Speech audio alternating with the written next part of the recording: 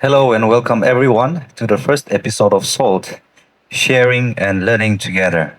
S.A.L.T is a project that is undertaken by the Master of Divinity 2 students and Master of Arts in Clinical Counseling 1 students of Oriental Theological Seminary. We want you to know that this exercise is part of our current course requirement, and therefore this video is strictly for educational and awareness purposes. Um, anyway, thank you once again for joining us.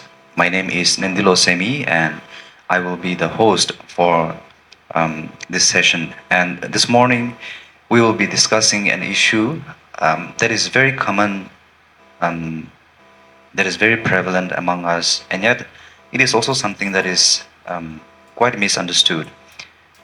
Um, this um, we will be discussing about depression today, and this topic is not something new to us. Perhaps many of us, we might have gone through depression at some point in our lives, or maybe we know someone who does or is going through depression even at this moment.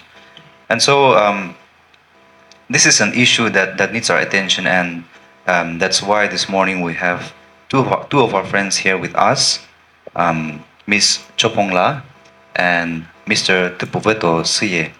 They have done a lot of research in this subject matter, and they will be sharing their insights and findings with us today. And so, thanks to the two of you also for joining us. Now, I know that the two of you have done a lot of research on this subject matter, and so why don't we start by, the two of you telling us something about depression.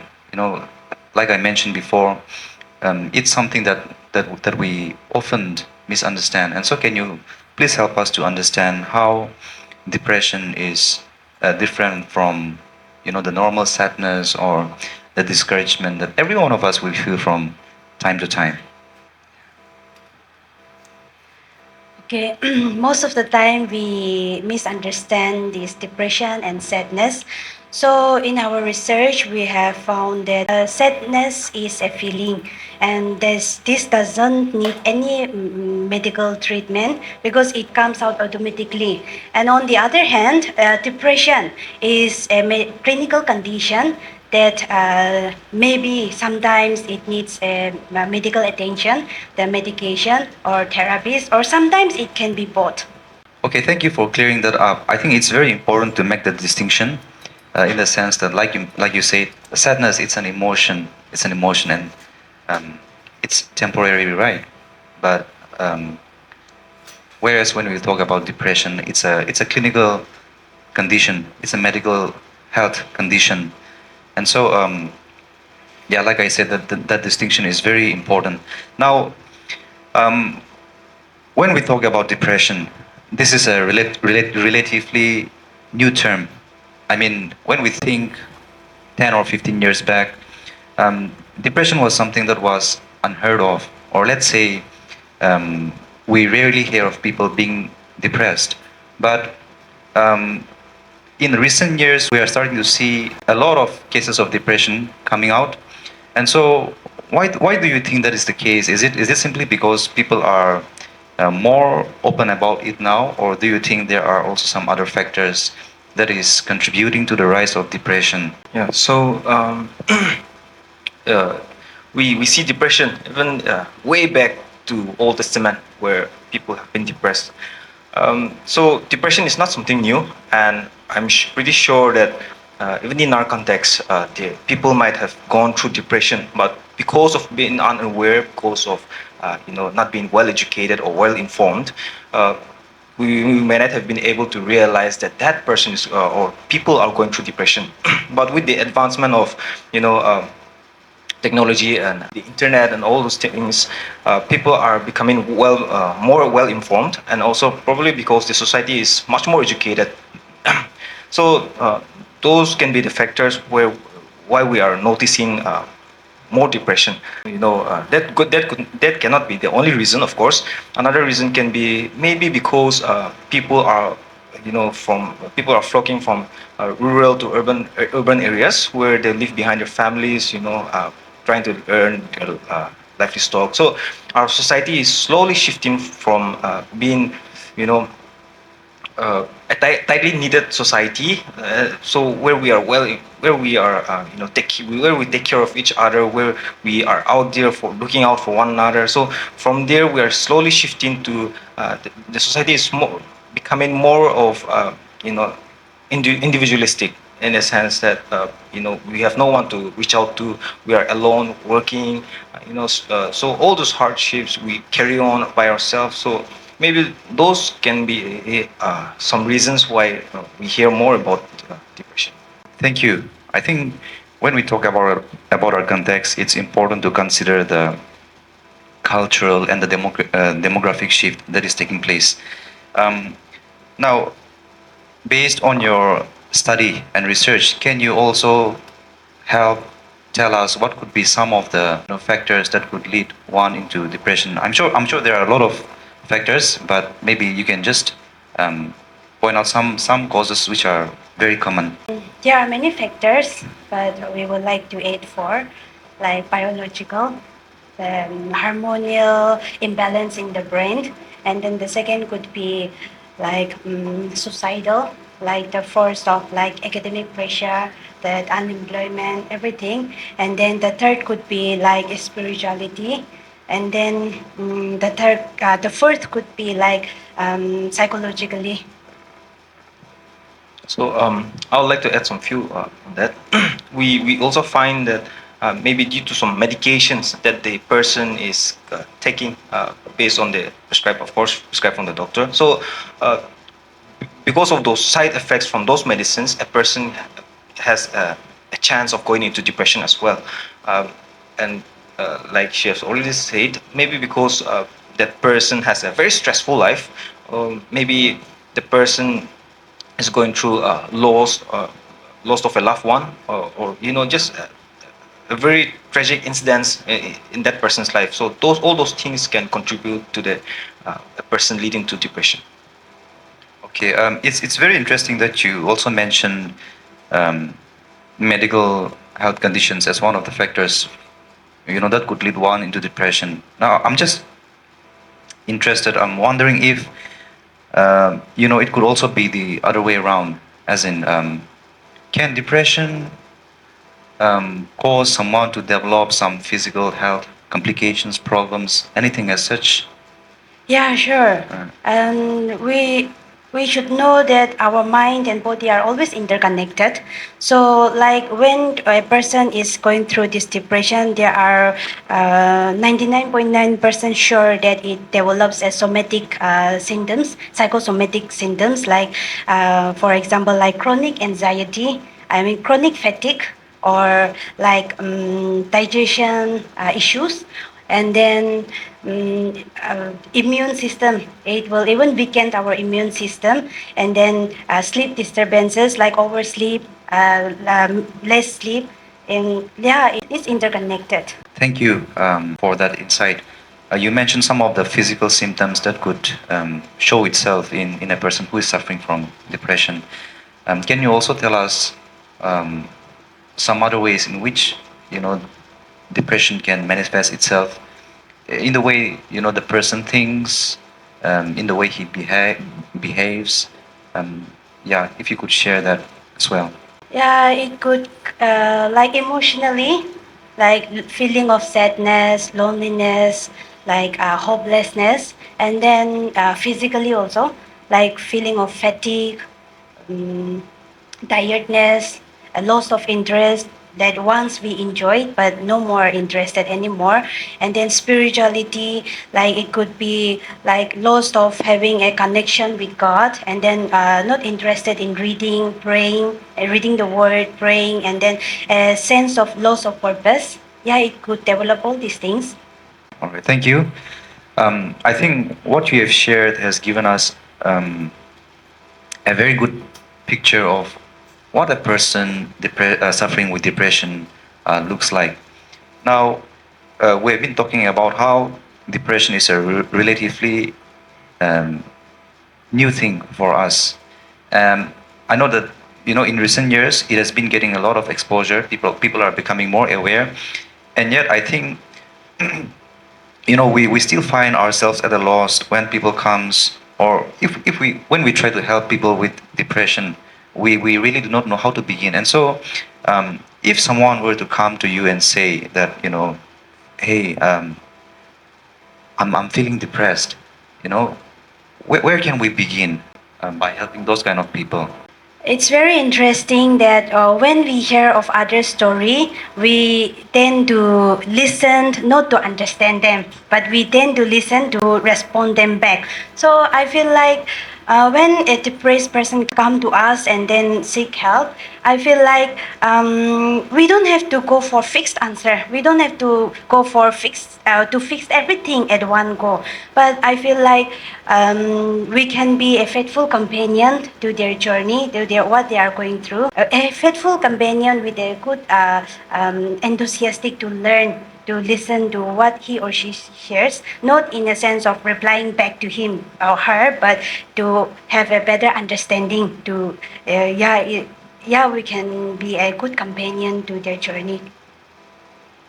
Yeah. So, uh, a person going through depression, they might not be willing to seek out for help, as in looking for professional counselors or psychiatrists.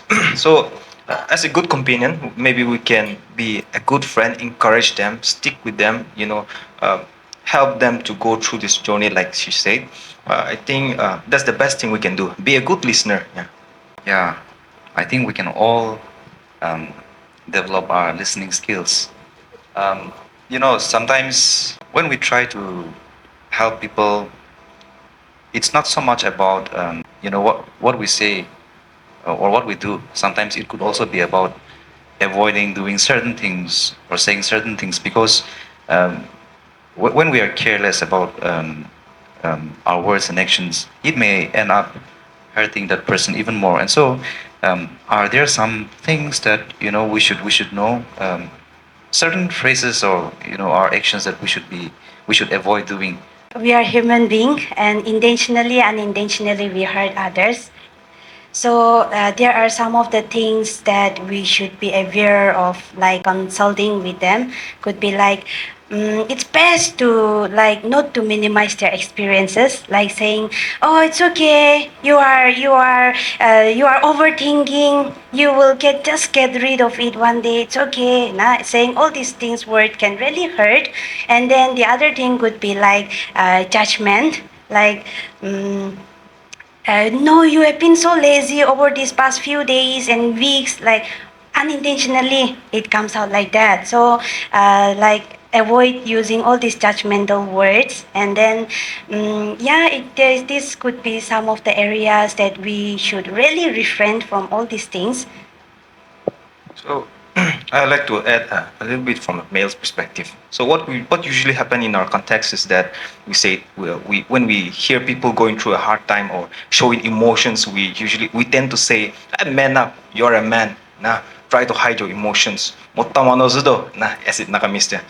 So we have the tendency to say that, not necessarily to discourage, but we our intention is to encourage, but suppressing our emotions can may lead to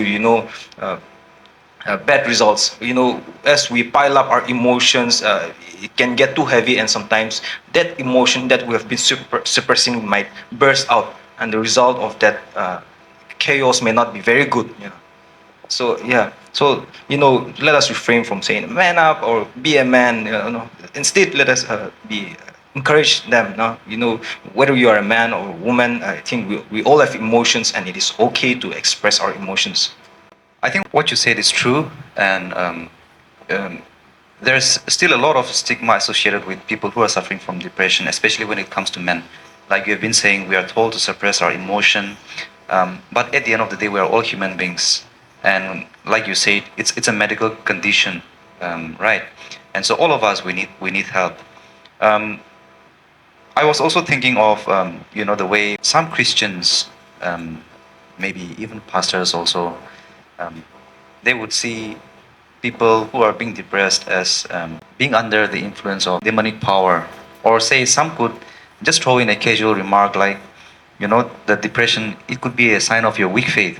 But those views are not biblical at all.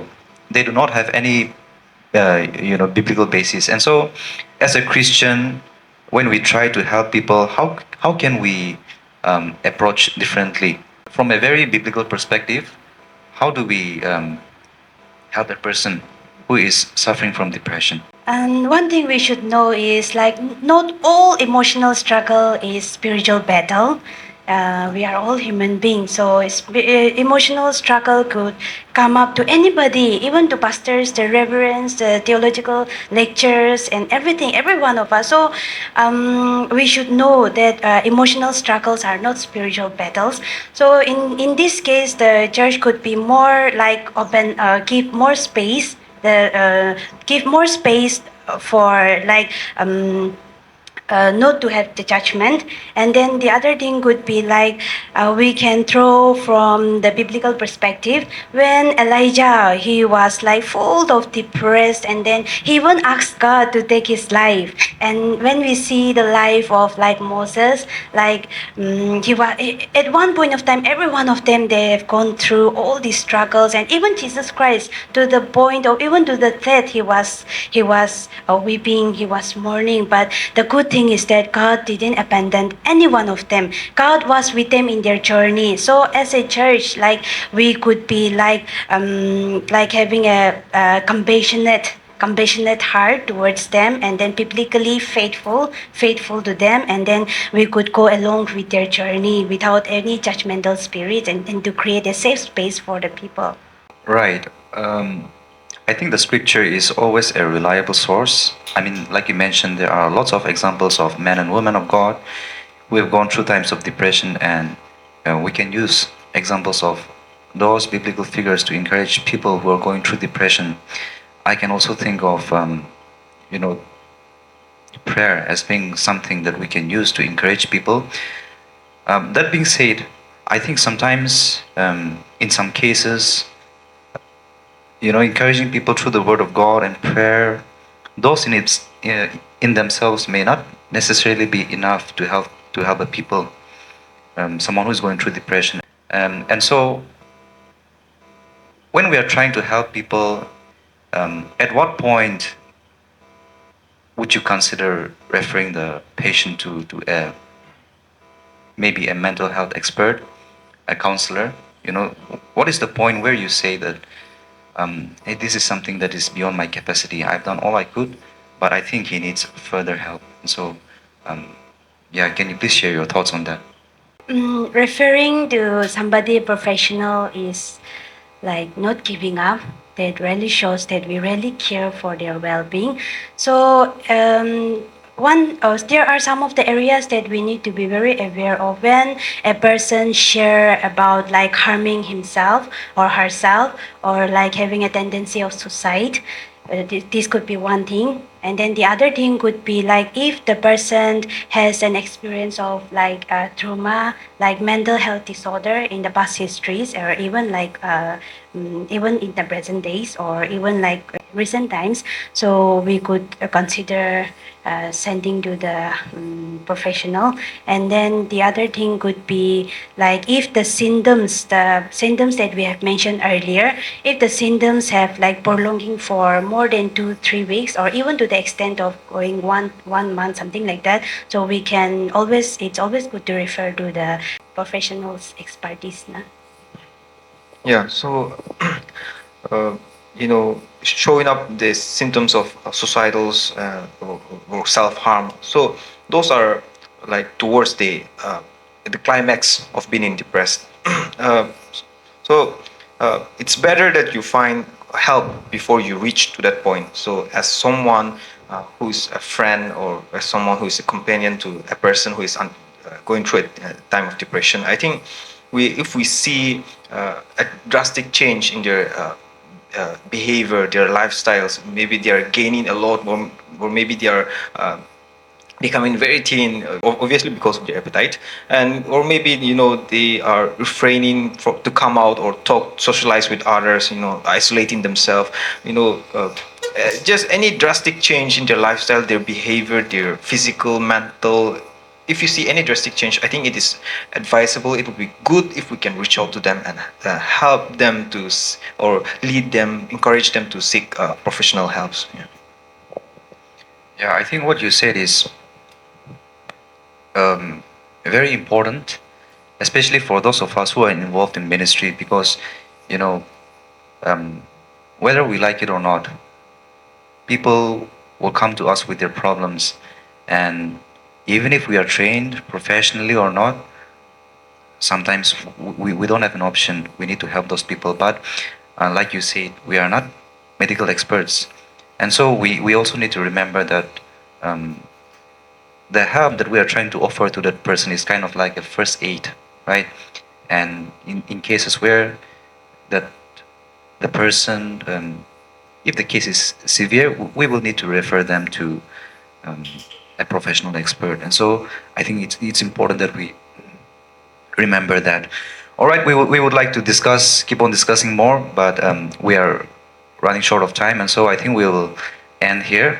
But before we wrap things up, maybe I'll just give the two of you a few minutes to say something, because people who are watching, we never know. Some of them might be going through depression also. And so, is there anything that you would like to say? A word of encouragement, perhaps? Yeah.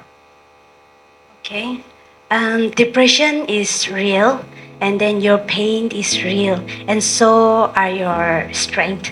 So it's okay to be not okay sometimes, and then it's okay to seek help when needed. So right now you might be feeling a sense of like you are in a tunnel, the life tunnel, where you don't see any way, where you don't see any way out. But I would like to say that this tunnel is not your doom. There are ways to come out. So seek help when needed, and remember, there are tons of people who is wanting to help you. There are tons of people who is wanting to hear your story. So seek help when needed, and we will be always there to help you at any cost. Thank you. Yeah. You're not alone. You're not alone. Just know that. And if you think you're alone, studies have found that 3 out of 10 people are always in depression.